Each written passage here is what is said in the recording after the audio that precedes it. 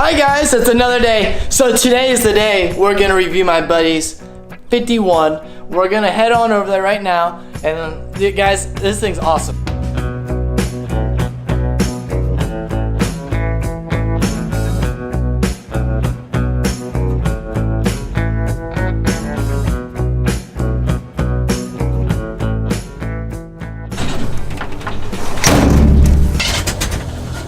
We're good. Just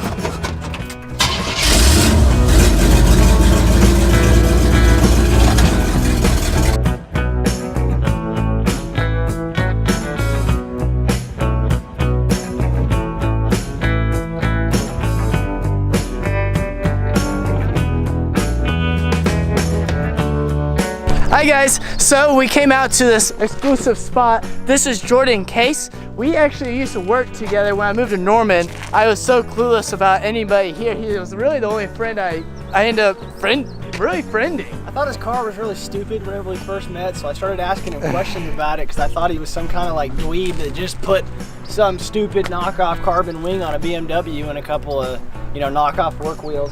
But guys, he's one of those haters. Don't listen to him. I hate that. I love it. I love everything about what it was, and I was probably, aside from his girlfriend, the biggest contributor on why, like, hey, you shouldn't sell it at all. But he did, and he's gonna move on to something a hell of a lot cooler pretty soon too. Or he better, at least, because he can't have nothing. But this is my 1951 Ford F1. I think that there's a lot of things that could have been done better, but the aspect, and you'll learn why sooner, but the aspect of me doing it like this was to stop, steer, run, and drive. That's all I cared about. And now, from that point in time moving forward, now we'll worry about going some big forced induction LS platform motor or some nice CTSV Brembo brakes, or get, you know, not 15 inches of travel from this to this. I've known about the truck my entire life, from the time I was able to grasp what things were and where they were. My grandpa says he bought it in '76, but the receipts that he has for it with his name are from like '67, '68. I don't know. It sat on the side of his barn since 1990. And we used to have airsoft wars in it. In fact, whenever I was building it, I'd have all these little green, you know, biodegradable airsoft BBs fall out of underneath the dash whenever I was doing wiring 2 years into building the truck. How I actually ended up acquiring it was I was talking to my grandma one night. She told me just like nonchalantly that, you know, JJ, my grandpa, had sold the truck to the neighbor to the east up in northeast Oklahoma about a year and a half prior to that. Nobody told me that it was even thought about being sold or sold away from the property. The day after that, I think it was like a Wednesday afternoon, I was a senior in high school, and me and 2 or 3 of my buddies skipped class that entire day. We bummed a trailer from one of our other friends' dad, and we went to northeast Oklahoma and gave that guy the same amount of cash we gave my grandpa a year and a half prior. So I was already, you know, relatively invested into a truck that I didn't necessarily want to build because I wanted to do everything right. I wanted to spend big money on it to make it the way I wanted it to be. But I decided we'll go ahead and just start tinkering with it, see if we can get what's there going. And it kind of snowballed into everything that was there was wrong and shouldn't have been done that way. So we pretty much had to redo every aspect of the truck. I know it doesn't look like it, but it's all brand new on the underside. So the coolest part, in my opinion, is what he just showed you on the truck. It's the only actually like really nice 100% custom aspect of the truck. My dad and I built from scratch, from like super cheap, just garbage wood that we painstakingly went through and made on our own. The wheels and tires are some 15-inch, 15x8 Steelies with some Ohatsu tires. I found these on Craigslist for like 300 bucks with 500 miles on them, and they've been pretty much everything you'd want out of a $300 Craigslist find set of wheels and tires.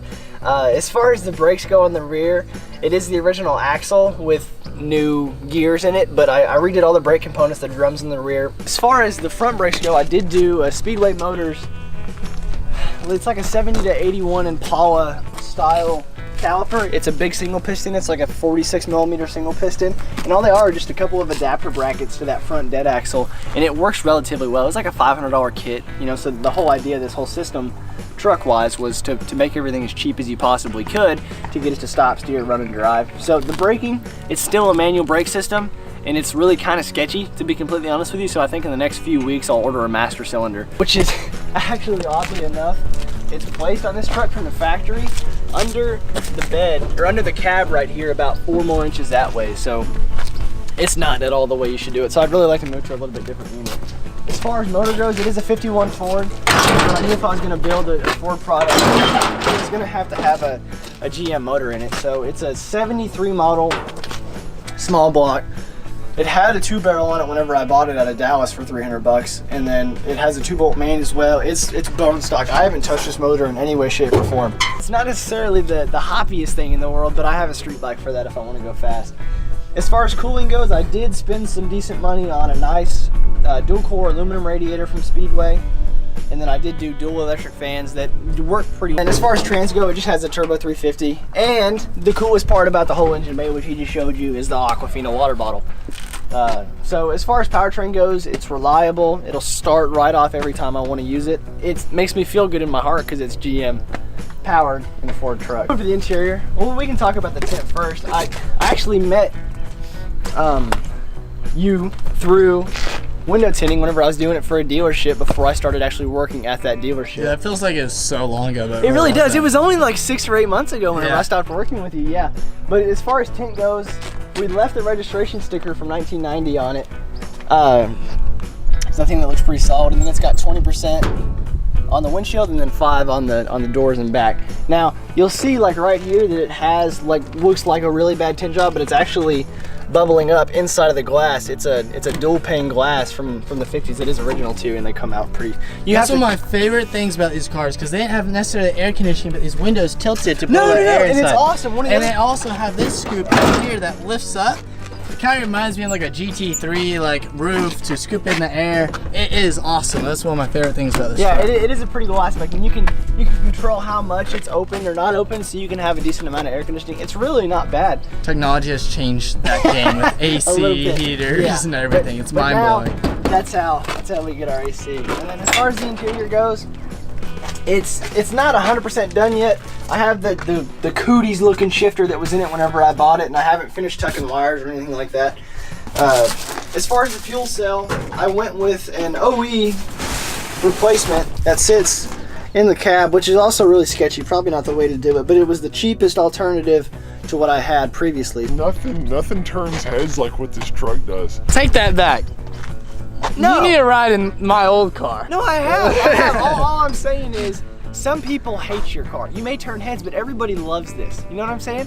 Well, you probably don't because you don't like it. But anyway, everybody loves this thing, or at least they're okay with it. They don't hate on it like they do with the big Wang that you had. So that's probably my favorite part about it, is getting to drive it and then go through. Besides the wood bed, the aspect of driving the truck, because it's not fast, hoopty, but it's what I wanted to build, and it'll never get sold, so it's probably gonna stay in this orientation for a couple of years, probably till I graduate with my master's, and then I'll worry about building some big force induction. But as for right now, besides dropping it, it's not gonna get changed very much from what it is.